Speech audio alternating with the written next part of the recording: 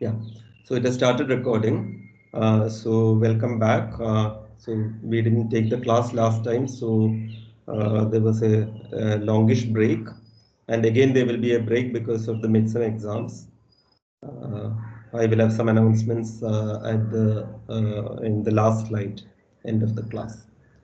So we did Dedekind domains. We proved factorization, unique factorization is there at the level of ideals. This we did not in the last class, but in the class before that. And last class we did a few more properties of Dedekind domains. We must have proved that a Dedekind domain, which is a UFD, is a PID. This we must have done. We must also have done the fact that if your Dedekind ring has only finitely many prime ideals, then also it's a PID. And what else did we do? We did a few more small things. Okay. So today we will start with discrete valuation rings. So let me share the screen.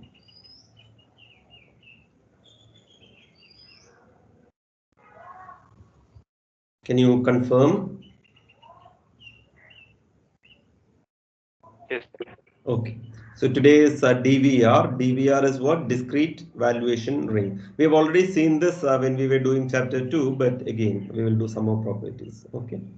And then in the last class, maybe verbally, I told you about ramification, right? I asked you what the English meaning of ramification is, etc. And we will introduce ramification index and all those things. So let's see. So last time we discussed Dedekind domains and introduced the class group. And what was the main theorem that towards the end of the course that we should do? That class group is finite.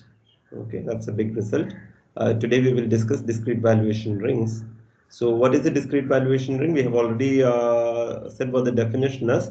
So a local ring is a ring with a unique maximal ideal.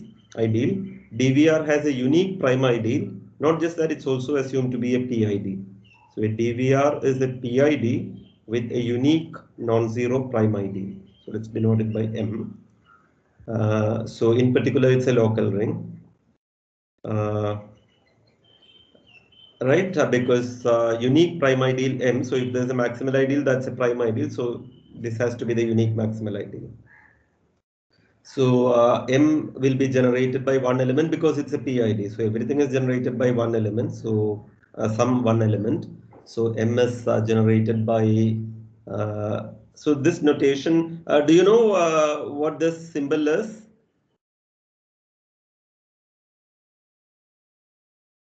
I must have used it in a few classes before also. So this is also pi, but in LaTeX it is typed var pi, VARPI. So some people might call it var pi. So it's pi. M is generated by an element pi. Now the first observation is pi is the only irreducible element of O. Why is that? Because it's a PID, so it's a UFD, so the words irreducible and prime are interchangeable. So it's the only prime element is what we are saying. Because if there's another prime element, a prime element will generate a prime ideal. So if there's another prime element, you will get another prime ideal. So there's only one prime ideal. So this is the only irreducible element of O up to a unit, of course.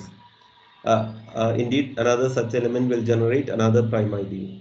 So if X is in O, then we can, it's a UFD, so you have unique factorization of elements. So X can be written as product of irreducibles in a unique way. So pi is the only irreducible element up to a unit. So you can write X as pi power r times a unit u, where r is a non-negative integer and u is a unit. Now a DVR is obviously a local ring. Right? DVR is a local ring because it has a unique prime ideal, therefore it has a unique maximal ideal. But I would like to say that a DVR is automatically a Dedekind domain. So what is Dedekind? Dedekind meaning three conditions: Noetherian, integrally closed, and dimension 1. And a DVR is obviously Noetherian. Why is that? Because it's a PID. So everything is singly generated, so of course finitely generated. It's Noetherian. It's integrally closed. We have seen, because we have seen that a UFD is integrally closed. So PID is a UFD, so it's integrally closed. And DVR is obviously of dimension 1. Why? Because it has exactly one non-zero prime ideal. So dimension is 1. So it is obviously a Dedekind domain. Conversely, a Dedekind domain, if you put some condition, it will become a DVR. A Dedekind domain with a unique maximal ideal is a DVR. So a Dedekind domain which is also a local ring, right? A ring with a unique maximal ideal is called a local ring. So a Dedekind ring which is local is a DVR. Why is that? Because it has a unique maximal ideal. Uh, yeah, it has a unique maximal ideal. So how do you have to say that it's a PID? You have to also say that it has a unique prime ideal. Why does it have a unique prime ideal?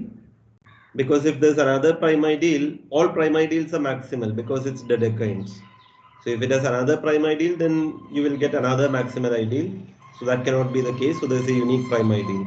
But the only thing which is not clear is why is it a PID? Because DVR is also a PID, not just a unique prime ideal. So why is this a PID?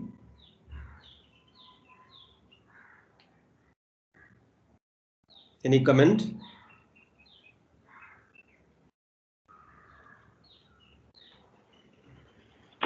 So I wanted to see at the end of last class across this only, right? That Yes. So you just have to recall what the result was. So we did last time that in a Dedekind domain, we concluded it's a PID if it has only finitely many prime ideals. So there's a unique maximal ideal. So it's a PID from the last class. So Dedekind with only one maximal ideal implies Dedekind with only one prime ideal, and Dedekind with only finitely many primes as a PID. So that's also okay. So if A is Dedekind with a prime P, then AP is a DVR. Why is that? So if you are Dedekind and you choose a prime P, any prime P, and you localization. So AP, and why is that a DVR? Now AP is a local ring. And if A is Dedekind, then localization is also Dedekind. So this is Dedekind with a unique maximal ideal. Therefore, by this observation, AP is a DVR.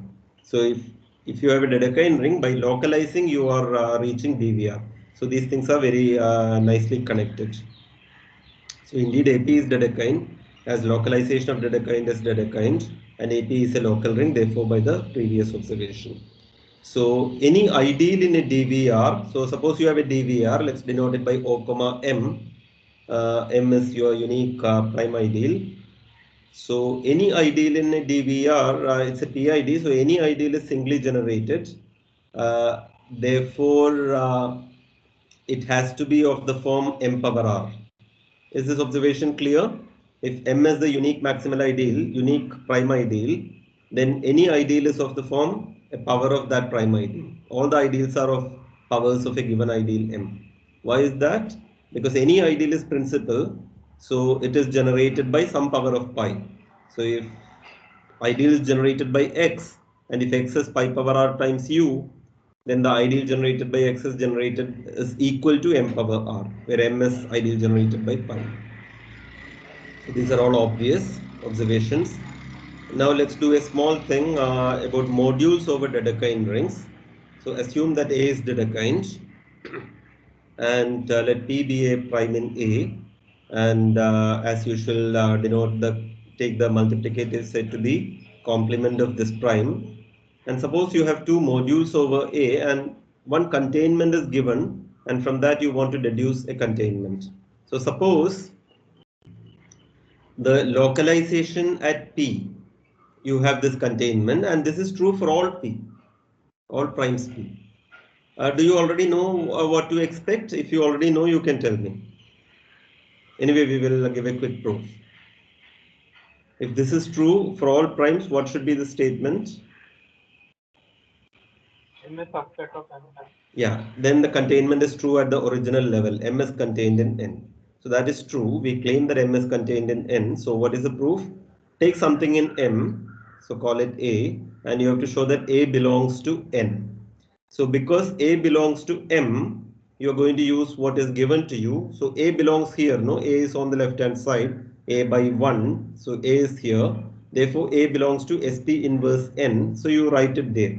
So this is contained in SP inverse M, which is contained in SP inverse N. So you can write A as XP by SP, where XP belongs to N and SP is in SP. So XP is in N and SP is in SP.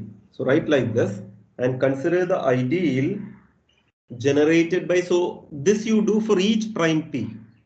For each prime P, the given element A, you can write XP by SP for each prime P and take all these denominators and take the ideal generated by all these denominators SP. So consider this ideal. What can you say about this ideal? So if you observe that, then the proof is done. Can you either prove or guess at least? What can you say about this ideal? It will be the whole ring. This will be the whole ring. Why? If you take maybe, I don't know, I'm not sure, but if you take something outside, okay, so this is a local ring, right? Or predicate. No, A is any Dedekind ring. Okay, so if you take anything outside the ideal, Yeah. and then we can take the prime ideal, take some prime ideal which it contains. I mean, which contains that element, Yeah.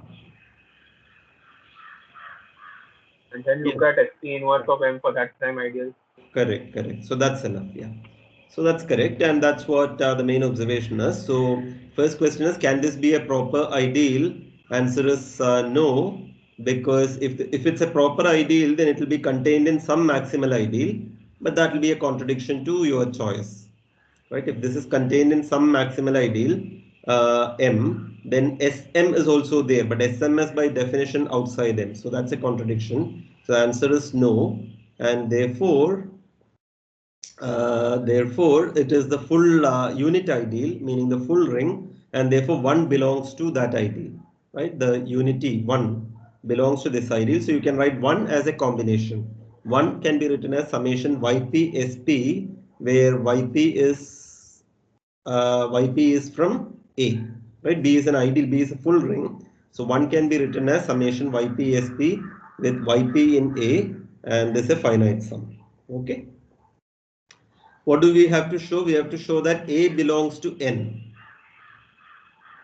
But uh, we have taken A in M and we formed all this, and we have to show that A belongs to N. But if 1 is that, then what is A? If 1 is this, then multiply by A on both sides. So A equal to summation A Yp Sp. I have just multiplied by A.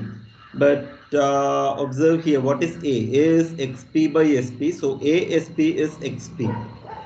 So substitute ASP is XP. So this is summation YP XP.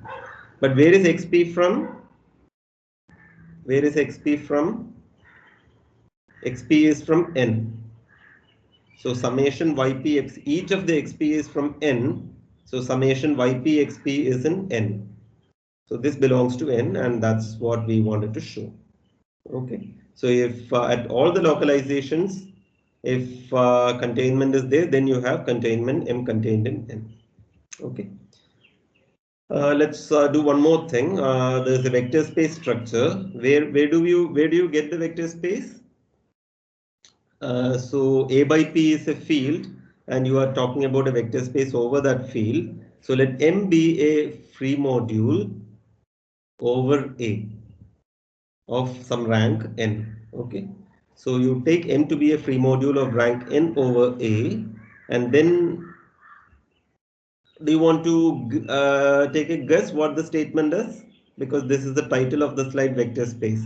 So what is a vector space over what? From this information, M mod P and M mod Pm is the vector space over A by P, and vector spaces rank means dimension. You want to take a guess what the dimension should be? N. N. Okay, so that is the claim. M by Pm is a vector space over A by P of dimension equal to n. So how do we show that? So M is a free module of rank n over A. Therefore, there is a basis consisting of n elements such that M is a direct sum of AXI. Right? This is what is given to you. Now, the first observation is that Xi cannot be in Pm. No Xi belongs to Pm. Why is that?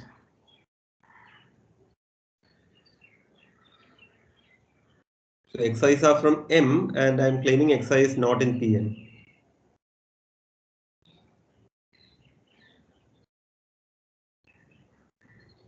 Right, Manav, you said the dimension should be N. So that will require this, no? Otherwise dimension can come down.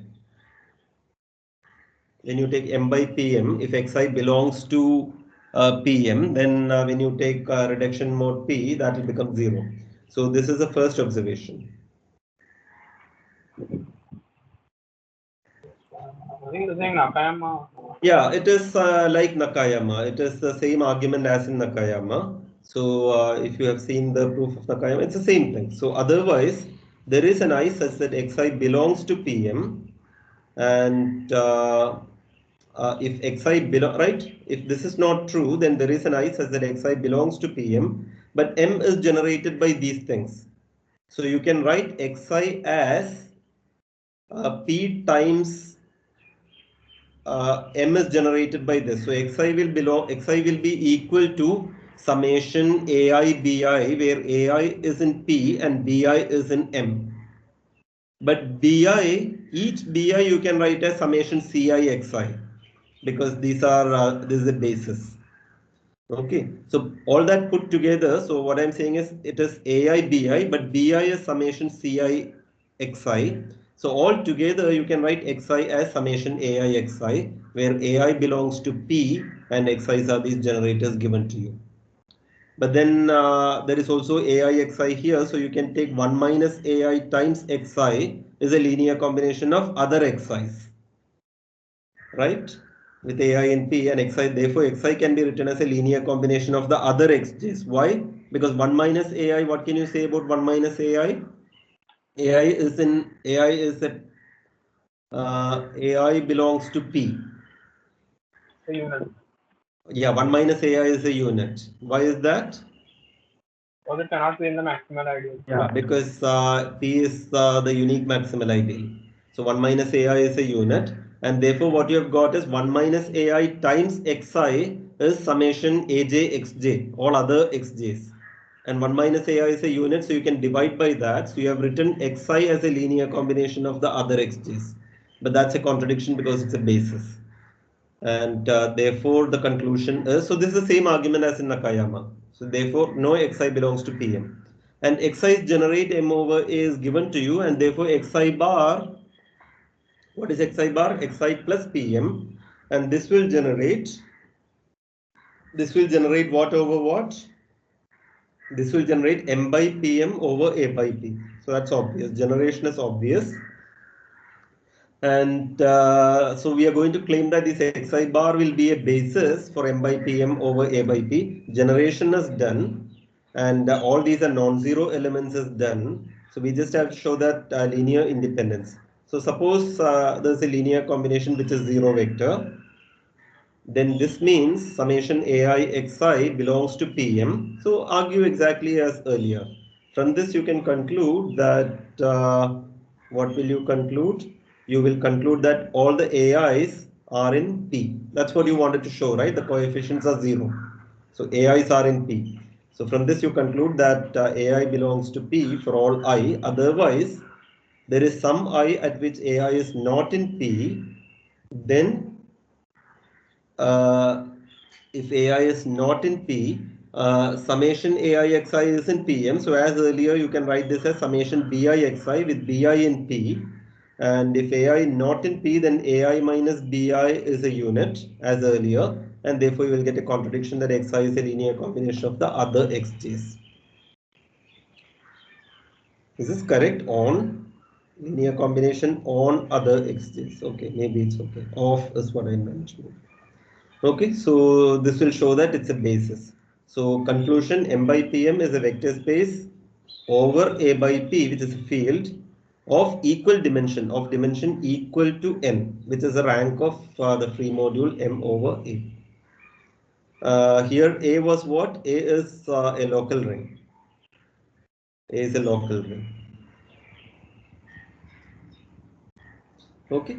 Now let's continue. So we have the factorization in a Dedekind domain. So if A is Dedekind, K is a quotient field, L is a finite separable extension, standard notation, and what is B?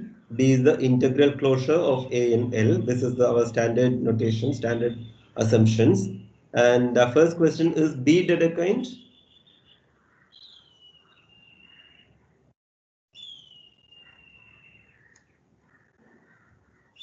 Is B Dedekind?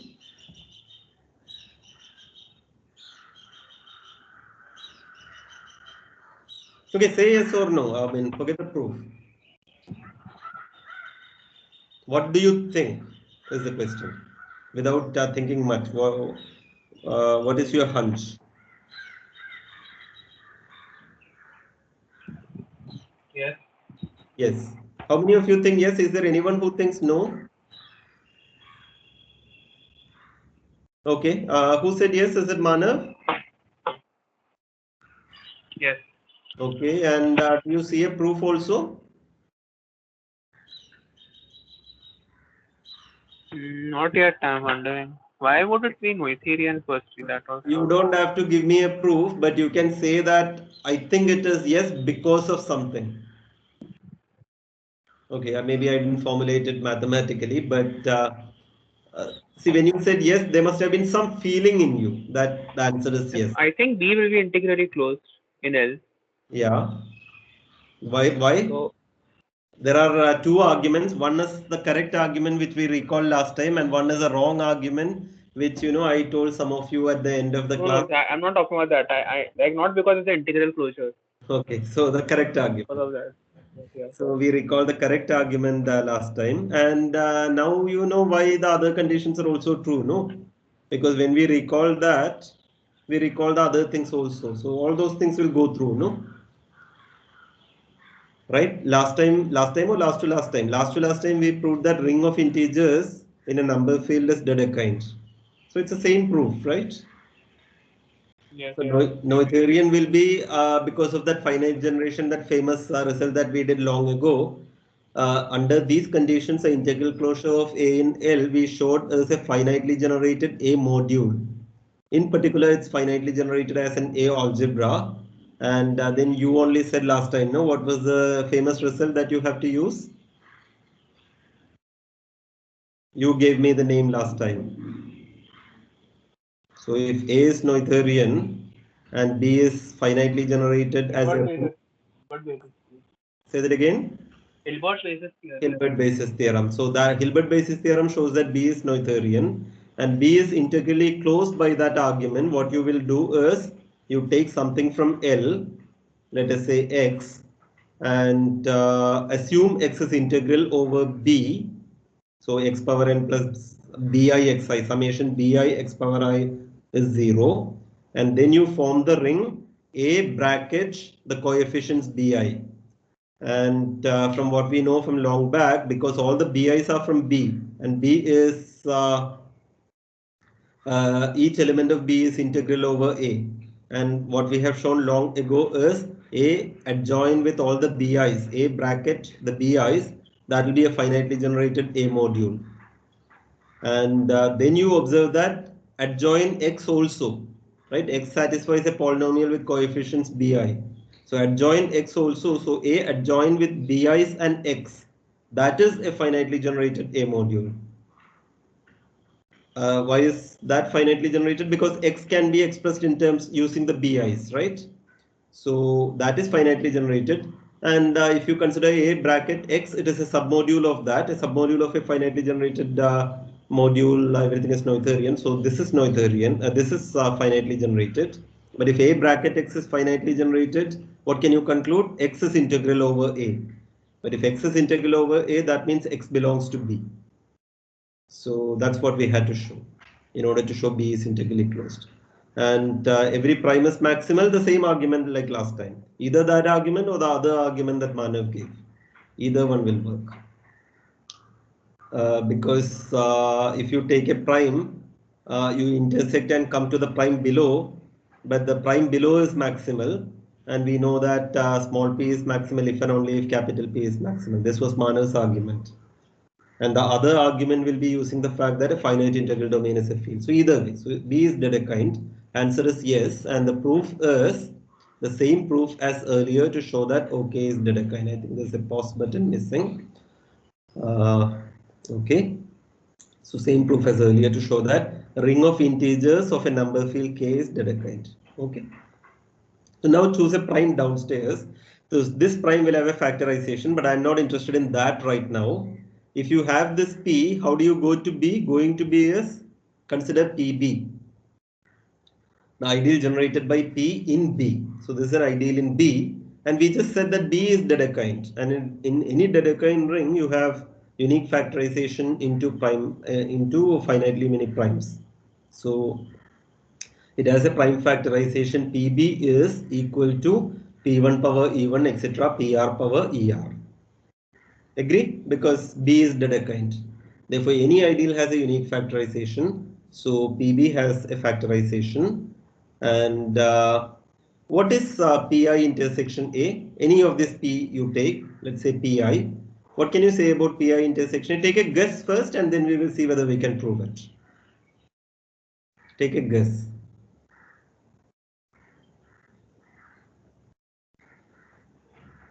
Right now I am asking only for a guess. What should it be? E. It should be small p. And proof is also not tough. So Pi contains Pb, right? Pi contains this product. So Pi contains Pb. So intersect with A. So Pi intersection A contains Pb intersection A. But Pb intersection A contains P because Pb contains P because B contains 1 and A contains P. So this intersection contains P. And therefore, you can conclude that P intersection, so Pi intersection A contains P, and I am claiming that therefore it is equal to P. Why is that?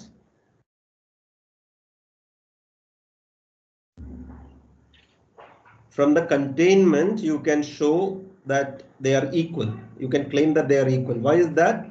Because what you know is it's a Dedekind. No, so every prime is every non-zero prime is maximal. So small p is maximal. So because small p is maximal, the choices are Pi intersection A, either it equals P or it should be the full ring A. But can it be the full ring A? If it is a full ring A, then 1 belongs to Pi. But if 1 belongs to Pi, then Pi will be B. But that is not true. These are maximal ideals. So because P is maximal and because Pi is maximal, so you're using maximality of P and Pi, you can show that this equality is true. So as P is maximal and this is true. So the conclusion is if anything comes in the factorization of small p in B, anything coming in the factorization is lying above. Other way is also true. Conversely, if capital P lies above small p, then capital P has to come in this factorization. Why is that? Because if capital P intersection A is equal to small p, then in particular capital P contains PB. Why is that? Because capital P contains P and therefore it contains PB, right? Because anything in PB is summation AI xi, AI in P, xi in B, but AI belong to capital P because small p is contained in capital P. So if AI belong to capital P, summation AI xi, where xi's are in B, that will belong to capital P. AI belong to capital P, therefore summation AI xi will belong to capital P. So from this you conclude that capital P contains PB. Now, can you finish the proof? I am claiming that P comes in the factorization of PB. So if P contains PB, if capital P contains PB, then my claim is that capital P comes in the factorization of PB. Why is that? From containment, how do you conclude? Again from the last class, because it is P Dedekind. is contained in capital P, right? Oh yeah. I mean, didn't we already know that P is contained in capital P? P is contained in capital B, of course, it's an ideal. No, But, no. Okay, but what is capital P? capital P is any prime lying above A. If capital P is such that P lies above P, any prime lying above small p, that is capital P. So it's an ideal of B lying above small p. Usual notation. Then this is of course true, and now I am claiming that from this it follows that capital P comes in the factorization of PB. That is because last time we said that if I and J are ideals and if I contains J, then I divides J, right? Because of Dedekindness, because you are in a Dedekind domain, right? So from this you can conclude that in a Dedekind domain, this means capital P divides this ideal PB. But that means there is an ideal such that PB is equal to capital P times that J. But that means P comes in the factorization of PB. Is this okay with all of you? Right? We showed last time, no, in a Dedekind domain, dividing and containment are same. Always dividing implies containment, but the other way is also true in a Dedekind domain. This follows from unique factorization. This follows from factorization. We proved it last time. Okay. So conclusion is that if you have factorization of PB, then the elements coming in the factorization, the ideals contributing in the factorization are exactly those ideals lying above P.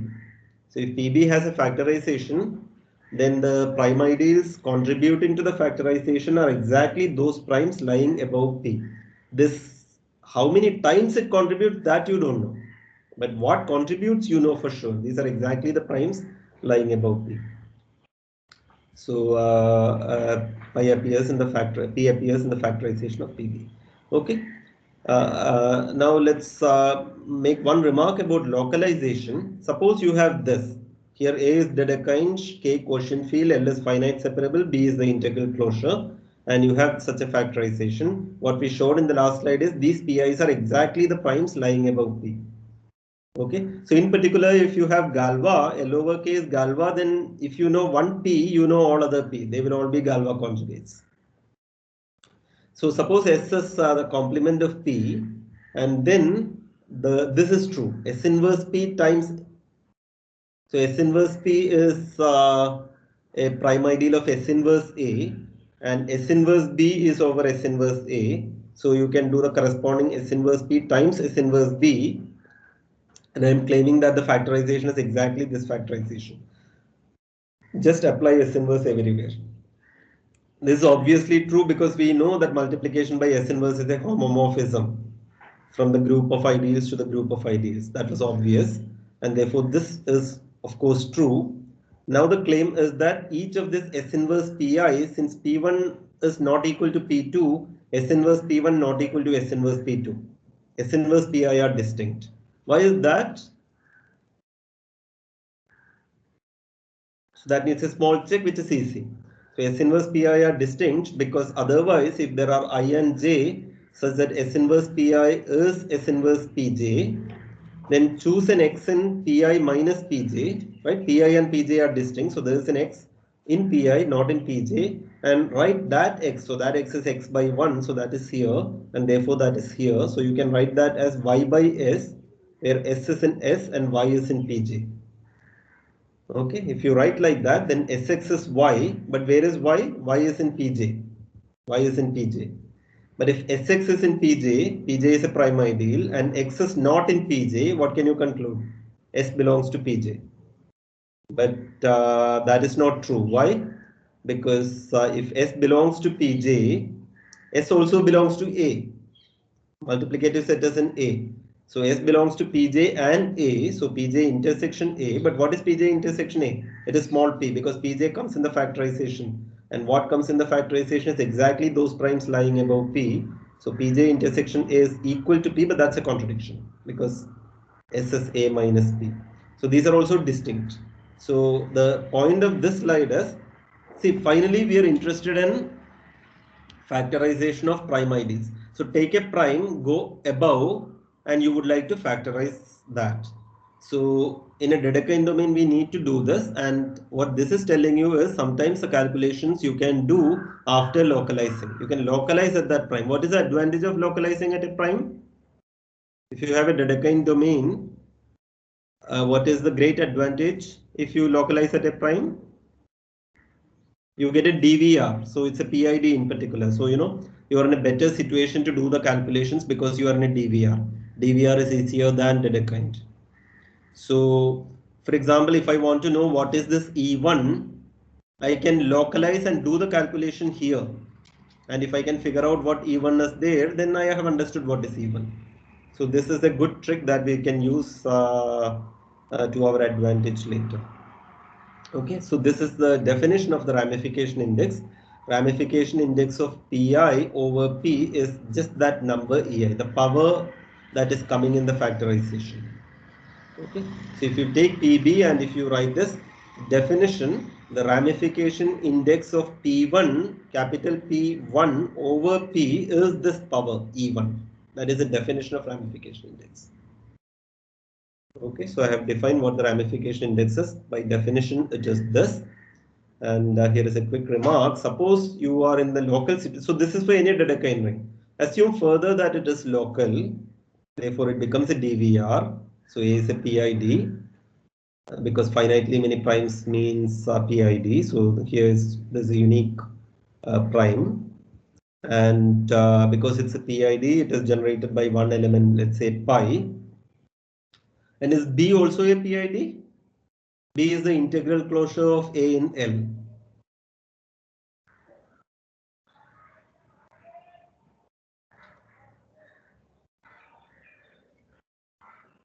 Is B a PID? We know that B is Dedekind.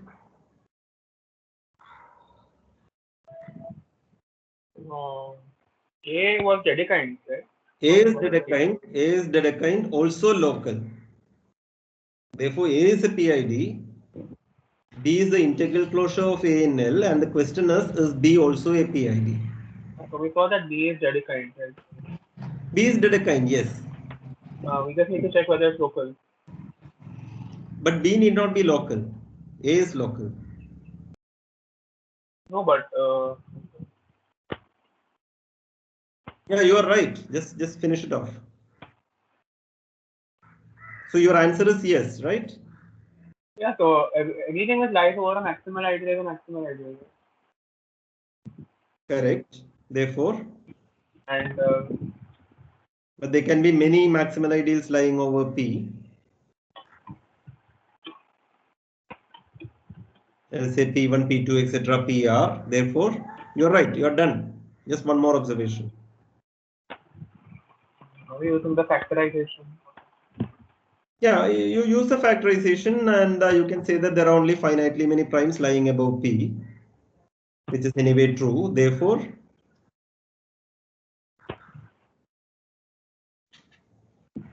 you can conclude that there are only finitely many primes in B, no? Yes. B has only finitely many prime IDs because Okay, and Dedekind domain is finitely many prime ideals. Exactly. So you're using that. A Dedekind domain with finitely many prime ideals is a PID, and B may have more than one prime ideal, but only finitely many because downstairs there is only one prime ideal. And all the prime ideals of B are exactly the primes lying above this because if there are infinitely many prime ideals, then downstairs you should have had more prime ideals. So B is also a PID. Answer is yes. Why we have already answered, and therefore B is a PID. So each of the capital PI coming above P, you can generate using some element. Let's call it pi I, var pi I. Okay. So maybe a pause here also. So two typos. So let SI be the complement of PI in B. Okay. So this is something else that we are doing. Usually, we take a multiplicative set in S in A, and we don't take a multiplicative set in B. We work always with the multiplicative set S in A, and we consider S inverse A and S inverse B, but S is the same multiplicative set. This is different. This is a complement of the prime ideal above, which I am taking SI, and then our notation A subscript P is, what is the notation A subscript P? It is localization with respect to the multiplicative set complement of P. So if this is your multiplicative set, the localization, the correct notation is this B subscript Pi, that is SI inverse B. This is the notation. Okay. And now observe that B, oh, okay, typo. This is just B. There's no Gothic symbol or anything. So BPI is generated by pi. Why is that?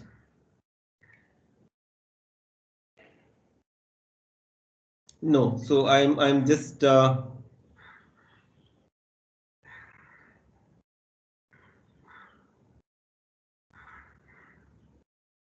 What I'm saying is I'm taking I'm taking BPI. I'm taking this ring containing A, and I'm taking this prime. So forget this. Delete this part. Just start from here. I'm taking the ideal P, and I'm taking the ideal generated in BPI. That will be of the form pi times BPI, right? Because pi is the generator of P. So take that, and that is pi I power EI. Why? Because Pi is the prime lying above, Pi lies above P, and and it comes with, by definition, it comes with power EI, and Pi is generated by pi I. So Pi power EI is pi I power EI, the ideal generated by that. Why is BPI a PID? No. Why is yeah, this is a DVR, right? BPI is, yeah, B is a PID, so BPI is also a PID. Obviously, localization of a PID is a PID. So, so what I'm saying is pi times BPI is pi I power EI. So in the local situation, both the downstairs and above both are generated singly. So you can write it in terms of generators. Okay. So this was just my notation, and the correct notation should have been, what should be my notation? My notation should be, what I should have written here is this P times BPI. I think it got mangled up. Okay, so this I should correct. Yeah.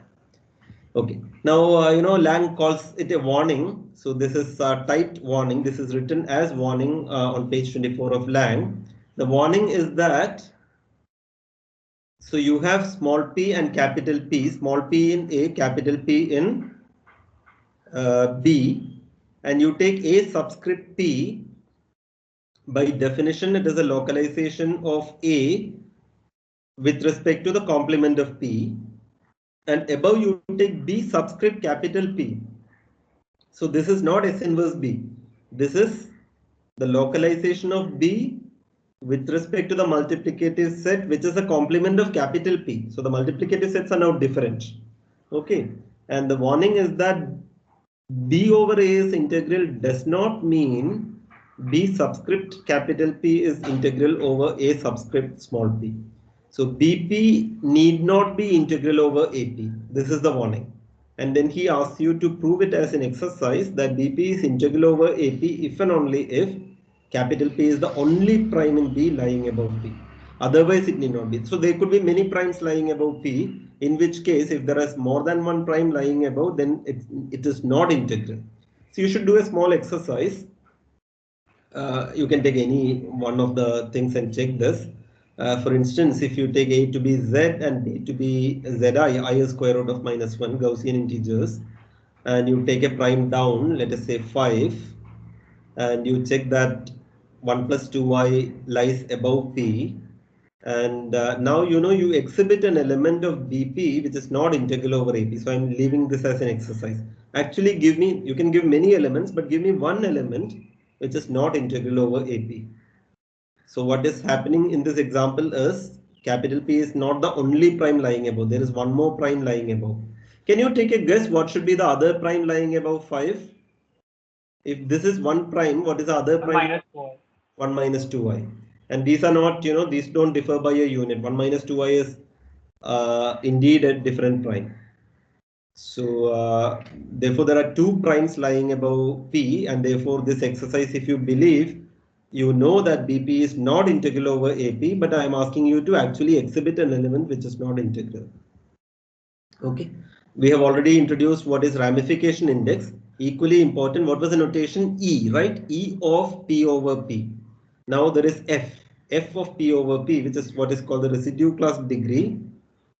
Residue class degree of P over P, denoted by F of Pi over P. And what is the definition? So P is maximal, and therefore capital Pi is also maximal. So you have A by P downstairs, which is a field, and B by capital Pi, which is a field. These are called the residue fields.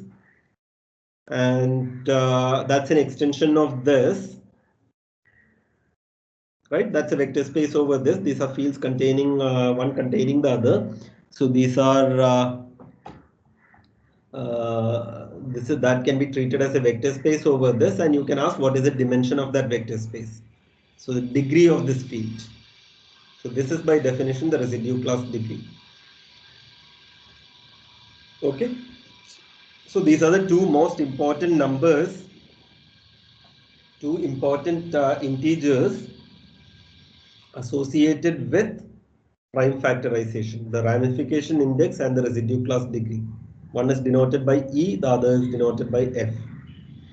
E is the power coming in the factorization of, so capital P, how many times it comes, that is the ramification. And residue class degree is degree of this finite field. It will be if you are in a ring of integers. In general, it need not be finite. So this is the residue class degree. Okay. Now let us observe a transitivity statement. So suppose you have A contained in B contained in C and K contained in E contained in L. So what's the meaning of this? The meaning of this is A is a Dedekind ring and K is its quotient field. So you start with A and you take its quotient field K, and E over K and L over E are finite separable extensions, and B is the integral closure of A in E and C is the integral closure of B in L. This is the meaning of all this. I'm not typing all these things. And suppose you have a prime here P, and Q is a prime in B lying above P, and capital P is a prime in C lying above Q. So you have primes, corresponding primes lying above one after the other. And then corresponding to capital P over Q, you have its residue class degree and its ramification index. Corresponding to Q over P, you have the ramification index and the residue class degree. And corresponding to capital P over small p, also you have both the ramification index and the residue class degree. What should be my transitivity statement?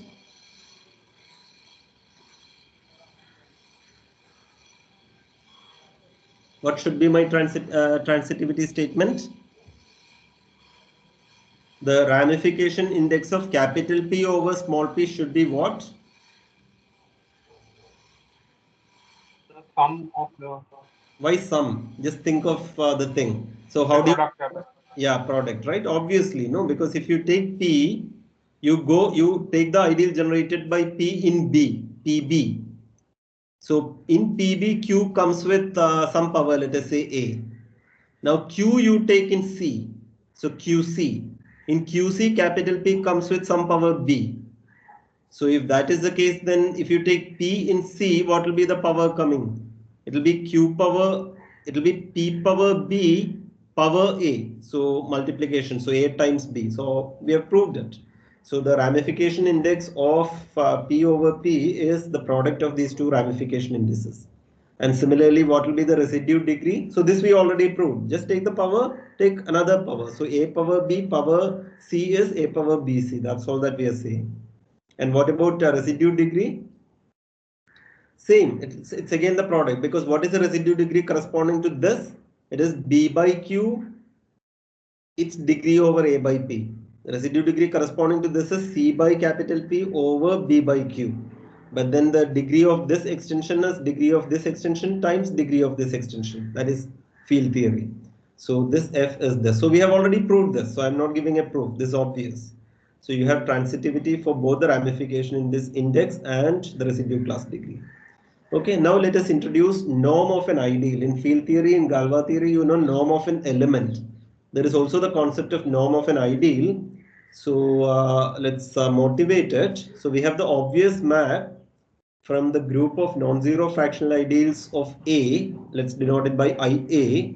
What is the definition of class group? It is IA by principal fractional ideals. So this is just IA, all fractional ideals, non-zero. To IB, you have an obvious map. What is the most obvious map from IA to IB? You take an ideal in A, and what is the corresponding ideal in B? We have been dealing with it till now. The ideal generated by A in B. So given by A going to A times B, the ideal generated by A in B, right? This is what we have been doing. No, take a P, take the ideal generated by P in B and study its factorization. That's what we have been doing. So this is obvious map from IA to IB. Norm is a map in the other direction. It is a map from IB to IA. And this is a homomorphism, no? This is a homomorphism. If you have AB, the ideal generated by AB in B will be ideal generated by A in B times ideal generated by B. So this is an obvious homomorphism. There's a homomorphism the other way. There's a map from IB to IA defined by, it's called the norm map. So if P over P, if P and capital P and small p are primes. So let me define for primes first. This is a definition. Norm of capital P, norm from L to K of capital P is small p times the residue class degree. This is the definition. Okay. Don't ask me why right now. This is the definition. And once you have it for primes, you have it for any ideal. Extend it multiplicatively, because any ideal is written as a product of primes. So for each prime, you can do this and you define the norm of the ideal. So any ideal in B, you can take the norm, and where will be the norm? Norm of that ideal will be an ideal in A by definition. So note that the norm map is transitive. Why is that? Because this is transitive. Because this is transitive, as a corollary, you get that the norm map is transitive. So it's just like the norm in your field theory, the same property. Norm from L to K is, you can take L to E and E to K if K is contained in E is contained in L. So norm is transitive. Now the most important result here is how are they connected. So this I said verbally last time after the class. So maybe only a few of you were there when I said it verbally. Can you recall how these things are connected? What is R? R is the number of primes lying above. E is the ramification index, and F is the residue class degree, and R is the number of primes lying above. You had this notion, no? P splits completely. So P splits completely, meaning R is the degree of the field extension. So how are they connected in general? So this is the famous result. So it is a very beautiful connection. So let A be Dedekind, K its quotient field, L over K finite separable, and B is the integral closure of A in L, and P is a prime. Then here is a connection. You take, so EP meaning E of P over P, that's the meaning. Take a capital P lying over P. This is the ramification index of P over P, and this is a residue class degree of P over P. Multiply those two numbers. So these are natural numbers. Just multiply those and sum over all primes lying above. And do you want to take a guess what this is? This equals,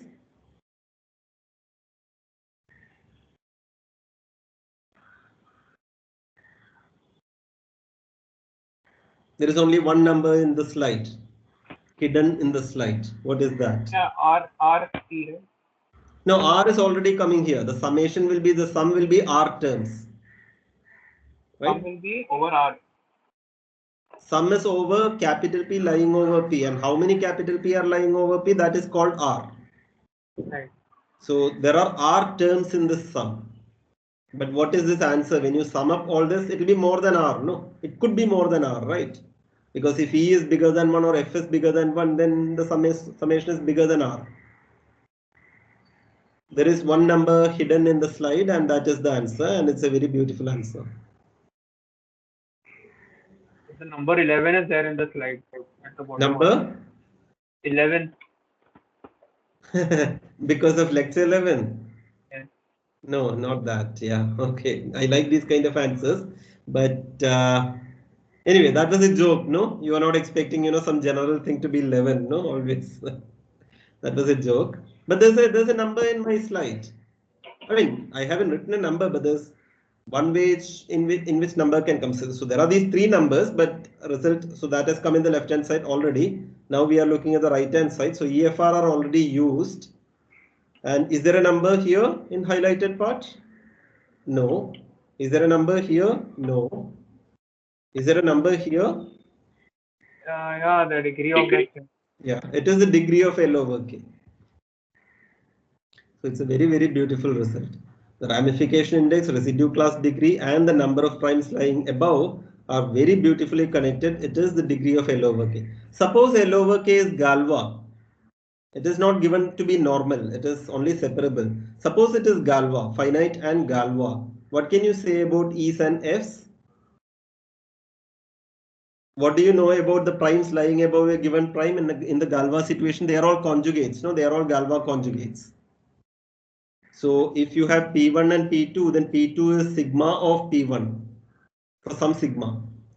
So that means in the factorization, if P1 comes with E1, power E1, and P2 comes with power E2, what can you say about E1 and E2? By applying sigma, you can interchange these things. So E1 equal to E2. In the Galois situation, all the EIs will be same and all the FIs will be same. That also you can show.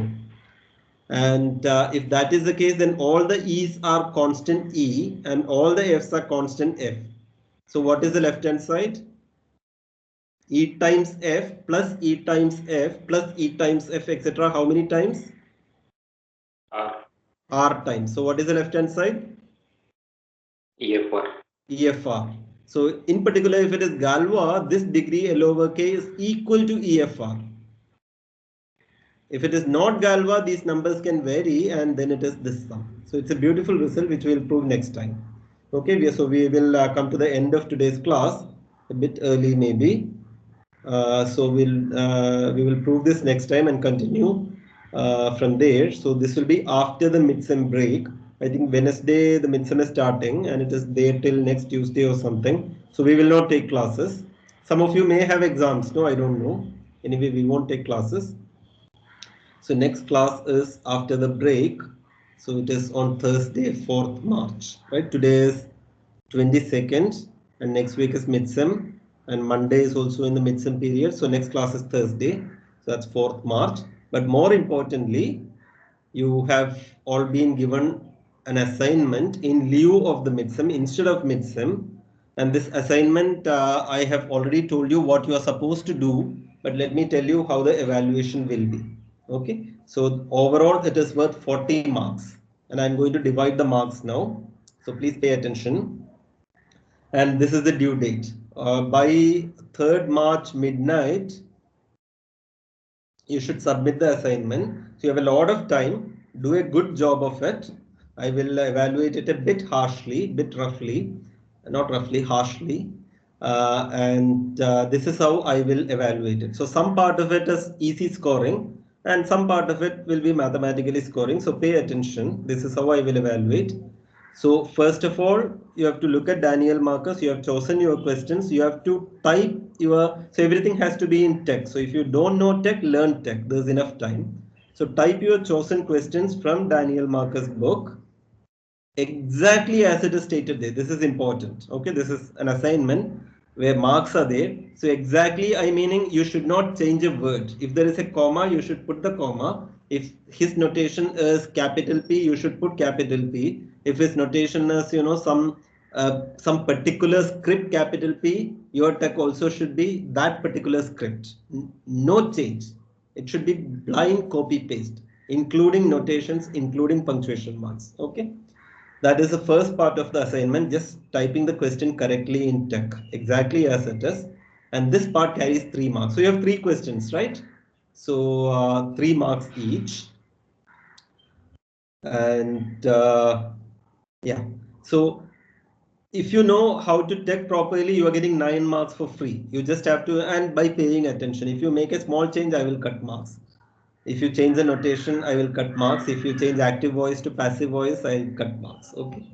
So for each question, and each answer is evaluated out of 7 marks. So that depends on your maths, whether you have written all the arguments correctly, etc. So that out of 7 you may get, depending on if you have done everything perfectly, you will get full 7. Otherwise, depending on how you have done.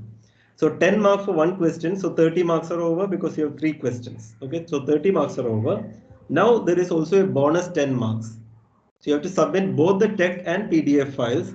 I will look at the PDF output. I will also look at your original text to see how well your text is and how beautiful your PDF is. And this will be evaluated for another 10 marks.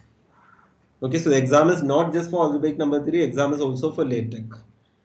So that will be 40 marks. This is how the evaluation will be. So the text file should be neat and the PDF output should look good, and spacing and punctuation and correctness. Okay. You might have gotten the impression how careful I am about checking, about, I mean, I don't like spelling mistakes, I don't like typos. So all those things I will evaluate your tech file in the PDF file. And this you should email me by 3rd March. Okay. So that's the last slide. Let me stop sharing the screen.